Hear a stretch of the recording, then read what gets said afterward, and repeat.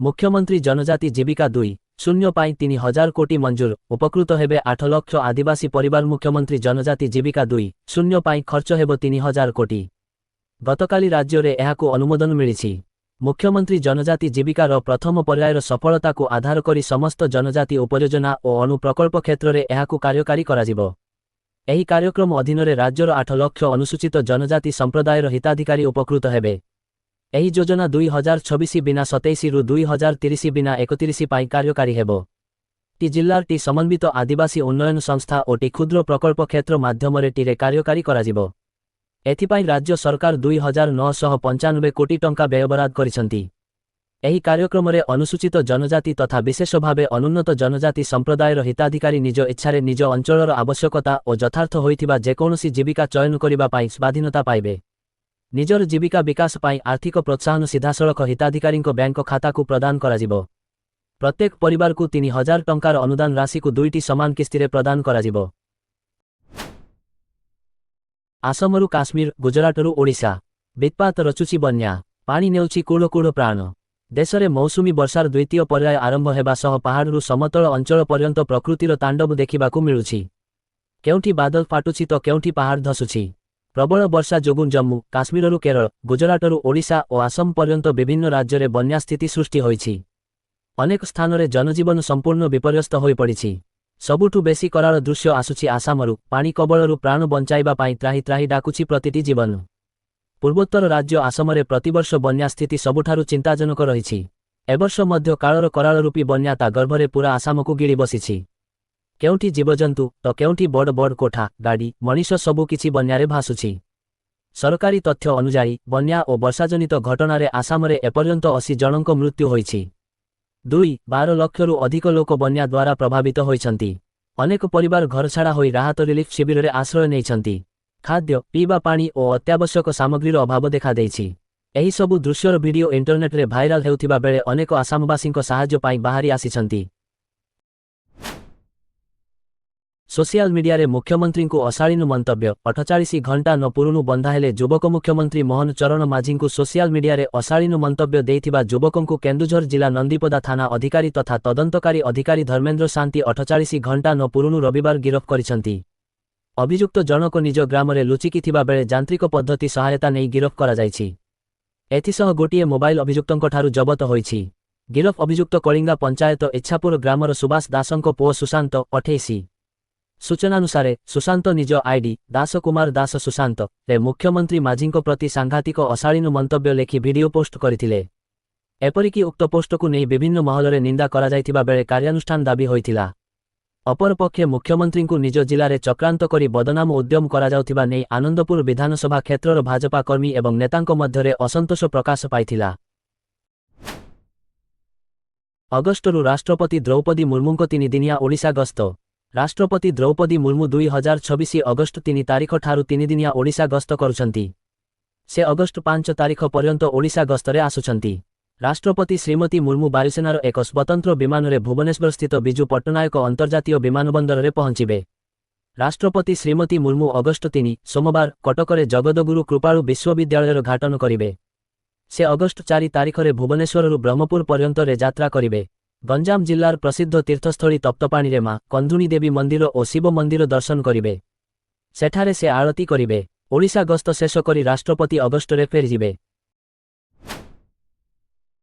प्रधानमंत्री को अपशब्द कहवा नहीं क्षोभ प्रकाश कले पवन कल्याण।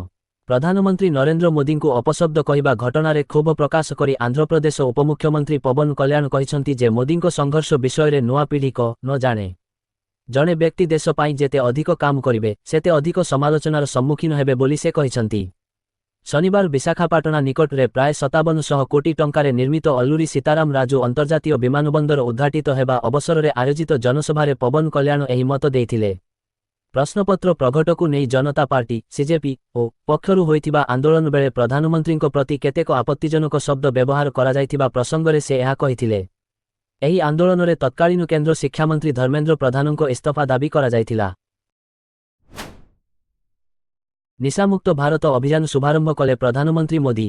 अभियान रे 5 जन प्रमुख आध्यात्मिक गुरु जथा पूज्य आम्मा गुरुदेव श्री श्री रविशंकर पूज्य दाजी डॉक्टर चिन्मय पांड्या एवं स्वामी ब्रह्मविहारी जी सामिल होइछन्ति। ଏହାସହ ଅନେକ ରାଜ୍ୟର ମୁଖ୍ୟମନ୍ତ୍ରୀ ଓ ରାଜ୍ୟପାଳମାନେ ମଧ୍ୟ ଉପସ୍ଥିତ ରହି ଏହି ପଦକ୍ଷେପକୁ ସମର୍ଥନ ଜଣାଇଛନ୍ତି। ରୁ ଅଧିକ ଆଧ୍ୟାତ୍ମିକ ସଂଗଠନ, ସ୍କୁଲ, କଲେଜ, ପ୍ରତିଷ୍ଠାନ, ସାର୍ବଜନୀନ ସଂଗଠନ ଏବଂ ଶିଳ୍ପ ସଂଘର ସହଯୋଗରେ ଏହି ଅଭିଯାନ ଆୟୋଜିତ ହେଉଛି।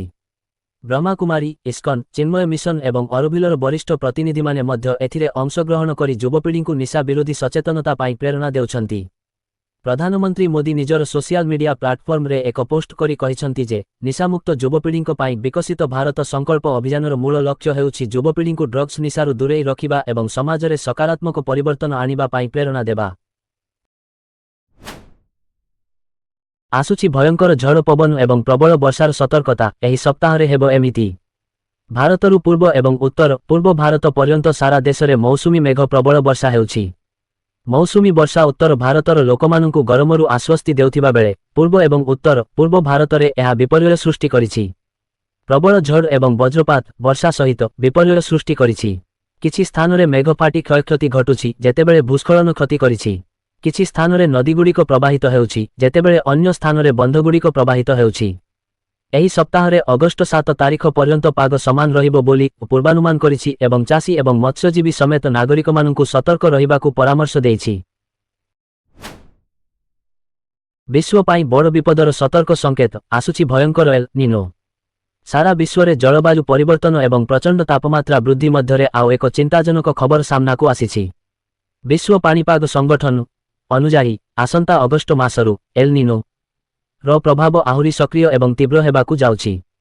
ଅଗଷ୍ଟରୁ ଅକ୍ଟୋବର ମାସ ମଧ୍ୟରେ ଏହା ଅଧିକ ଶକ୍ତିଶାଳୀ ହେବା ସହ ସାରା ବିଶ୍ୱର ପାଣିପାଗକୁ ବିଗାଡ଼ିପାରେ। ରିପୋର୍ଟ ଅନୁସାରେ ପ୍ରଶାନ୍ତ ମହାସାଗରର କେନ୍ଦ୍ରୀୟ ଓ ପୂର୍ବ ଭାଗରେ ସମୁଦ୍ର ପୃଷ୍ଠର ତାପମାତ୍ରା ସାଧାରଣଠାରୁ 2.9 ଡିଗ୍ରୀ ସେଲସିୟସ୍ ପର୍ଯ୍ୟନ୍ତ ଅଧିକ ବୃଦ୍ଧି ପାଇବାର ସମ୍ଭାବନା ରହିଛି। ଏହାସହ ଭାରତୀୟ ମହାସାଗରରେ ପଜିଟିଭ୍ ଇଣ୍ଡିଆନ୍ ଓସନ୍ ଡାଇପୋଲ୍ ସୃଷ୍ଟି ହେବାର ମଧ୍ୟ ପୂର୍ବାନୁମାନ କରାଯାଇଛି। ସୂଚନା ଥାଉ କି ଏଲ୍ ନିନୋ ପ୍ରଭାବରେ ସାଧାରଣତଃ ଭାରତରେ ମୌସୁମୀ ବର୍ଷା କମ୍ ହୋଇଥାଏ, ଯାହାକି କୃଷି ଓ ଜଳସମ୍ପଦ ପାଇଁ ଚିନ୍ତାର କାରଣ ହୋଇପାରେ। ତେଣୁ ଏହା ଯୋଗୁଁ ବିଶ୍ୱର ବିଭିନ୍ନ ଅଞ୍ଚଳରେ ପ୍ରବଳ ଗ୍ରୀଷ୍ମ ପ୍ରବାହ, ମରୁଡ଼ି, ବନ୍ୟା ଏବଂ ଜଙ୍ଗଲ ନିଆଁ ପରି ସଙ୍କଟ ବୃଦ୍ଧି ପାଇପାରେ। ପରିବେଶ ବଞ୍ଚାଇବା ଲକ୍ଷ୍ୟ କଟକରେ ସିଡ୍ ବଲ୍ ଅଭିଯାନ ପରିବେଶ ବଞ୍ଚାଇବା ଲକ୍ଷ୍ୟ ଭର୍ city Cuttack public charitable trust ଓ ସମ୍ବାଦର ପୁନଶ୍ଚ ପୃଥିବୀ ମିଳିତ ସହଯୋଗରେ କଟକ ଚୌଦ୍ୱାର ନାରପଡ଼ା ଠାରୁ ମଣିନାଗ ଗୁମ୍ଫା ପର୍ଯ୍ୟନ୍ତ ସିଡ୍ ବଲ୍ ଅଭିଯାନ। ଦେଶୀ ଗଛ ଯେପରିକି ନିମ୍ବ, ଓସ୍ତ, ବର, ଜାମୁ ଏବଂ ତେନ୍ତୁଳିର ମଞ୍ଜିକୁ ନେଇ ପ୍ରସ୍ତୁତ ସିଡ୍କୁ ବିଭିନ୍ନ ସ୍ଥାନରେ ପକାଯାଇଛି। ଏଥିପାଇଁ ମାଟି, ଗୋବର ଓ ଜୈବିକ ସାରର ମିଶ୍ରଣ ଭିତରେ ମଞ୍ଜିକୁ ରଖି ଛୋଟ ଗୋଲାକାର ବଲ୍ ତିଆରି କରାଯାଇଥାଏ। ବର୍ଷା ଦିନ ପୂର୍ବରୁ କିମ୍ବା ବର୍ଷା ସମୟରେ ଏହି ସିଡ୍ଗୁଡ଼ିକୁ ନଦୀ ପଠା, ପଡ଼ିଆ ଜମି, ରାସ୍ତା କଡ଼ ଏବଂ ଅବ୍ୟବହୃତ ଖାଲି ଜାଗାରେ ବୁଣାଯାଏ। ଫଳରେ ବର୍ଷା ପାଣି ପାଇ ଏଗୁଡ଼ିକ ପ୍ରାକୃତିକ ଭାବେ ଗଜା ହୋଇ ଗଛ ହୋଇଥାଏ। ଭର୍ city Cuttack public charitable trust ପକ୍ଷରୁ 5 ବର୍ଷ ହେବ ଏଭଳି କାର୍ଯ୍ୟକ୍ରମ କରାଯାଉଛି। କାର୍ଯ୍ୟକ୍ରମରେ ପ୍ରାୟ 3000 ସିଡ୍ ବଲ୍ ପକାଯାଇଛି। ବନ୍ୟା ବିପନ୍ନଙ୍କ ପାଖରେ ଜିଲ୍ଲା ପ୍ରଶାସନ ଜାରି ରହିଛି ରିଲିଫ୍ ବଣ୍ଟନ ଓ ଉଦ୍ଧାର କାର୍ଯ୍ୟ। ଜିଲ୍ଲାପାଳ ଶ୍ରୀ ଜେ ସୋନାଲଙ୍କ ତତ୍ତ୍ୱାବଧାନରେ ଜଗତସିଂହପୁର ଜିଲ୍ଲାରେ ବନ୍ୟା ଜନିତ ରିଲିଫ୍ ଓ ଉଦ୍ଧାର କାର୍ଯ୍ୟ ଜୋରଦାର ଚାଲିଛି। ଜିଲ୍ଲା ଜରୁରୀକାଳୀନ ଅଧିକାରୀଙ୍କ ଆଜି ଅପରାହ୍ନଟା ସୁଦ୍ଧା ମିଳିଥିବା ସୂଚନା ଅନୁଯାୟୀ ଜିଲ୍ଲାରେ ବନ୍ୟାଜଳ ଯୋଗୁଁ ପ୍ରଭାବ ପଡ଼ିଥିଲେ ହେଁ ସମସ୍ତ ନଦୀର ଜଳସ୍ତର ବିପଦ ସଂକେତ ତଳେ ପ୍ରବାହିତ ହେଉଛି। ଜିଲ୍ଲା ପ୍ରଶାସନ ଦ୍ୱାରା ପରିସ୍ଥିତି ଉପରେ ତୀକ୍ଷ୍ଣ ନଜର ରଖାଯାଇଛି ଏବଂ ରିଲିଫ୍ ଓ ଉଦ୍ଧାର କାର୍ଯ୍ୟ ଜାରି ରହିଛି। ଜିଲ୍ଲାର ସମୁଦାୟଟି ବ୍ଲକ ଯଥା ତିର୍ତ୍ତୋଲ, କୁଜଙ୍ଗ, ବିରିଡି, ରଘୁନାଥପୁର, ନାଉଗାଁ ଓ ବାଲିକୁଦାରଟି ଗ୍ରାମ ବନ୍ୟା ପ୍ରଭାବିତ ହୋଇଛି। ବର୍ତ୍ତମାନ ସୁଦ୍ଧା ମୋଟଟି ମାଗଣା ରନ୍ଧା ଖାଦ୍ୟ କେନ୍ଦ୍ର ଖୋଲାଯାଇ ରନ୍ଧା ଖାଦ୍ୟ ଯୋଗାଇ ଦିଆଯାଉଛି।